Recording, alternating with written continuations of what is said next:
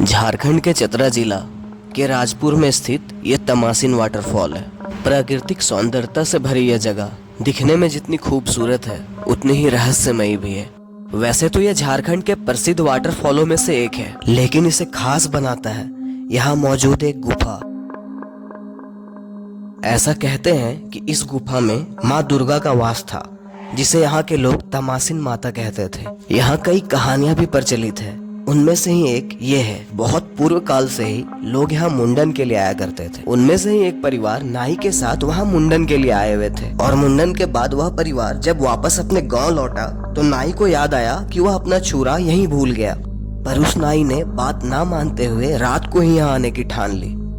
इस कहानी को आगे बढ़ाने से पहले मैं आपको इस गुफा के बारे में बताना चाहूंगा। वहां रह रहे आसपास के गांव के लोगों का ऐसा मानना था कि इस गुफा के अंदर कई घर थे, तथा कुछ लोग ये भी कहते थे कि जो भी प्रसाद चढ़ावे में जाता था देवगन आकर खुद उसे ग्रहण करते थे। और अगर हम इसे विज्ञान की दृष्टि से देखें या वैज्ञानिकों की माने तो वो इसे बस एक दरार कहते हैं जो प्लेट के खिसकने के कारण बन गया। अब चलते हैं उस प्रचलित रहस्यमयी कहानी की तरफ। उस नाई ने रात को ही यहाँ आने की ठान ली, पर जब वो यहाँ पहुंचा तो उसने कुछ ऐसा देखा कि वह अचंभित रह गया। अब इसके पीछे भी बहुत सारी कहानियां हैं। कुछ लोग यह कहते हैं कि जब नाई यहाँ पहुंचा था तब माता वहाँ स्नान कर रही थी। कुछ लोग यह कहते हैं कि जब नाई वहाँ पहुंचा तो देवगन वहाँ दिए गए प्रसाद को ग्रहण करने बाहर आए हुए थे, जिसके बाद उस नाई ने उन देवताओं को प्रत्यक्ष रूप से देख लिया था।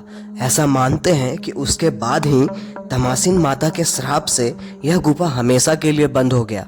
जब आप इस गुफा में प्रवेश करोगे तो कुछ देर अंदर जाने के बाद आप यह साफ साफ देख पाओगे कि गुफा के रास्ते के बीच में एक बड़ा सा चट्टान गिरा हुआ है। अब इस बात के पीछे कितनी सत्यता है और कितना विज्ञान यह तो मुझे नहीं पता, पर यह लोगों का एक बड़ा प्रमुख आस्था का केंद्र है।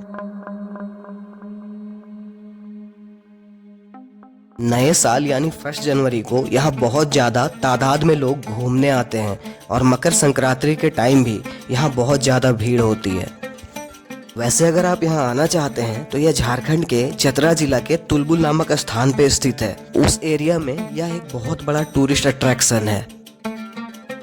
अगर आप झारखंड आ रहे हो तो एक बार यहाँ आना बनता है, और अगर आप चतरा आए हो तो यहाँ जरूर आए।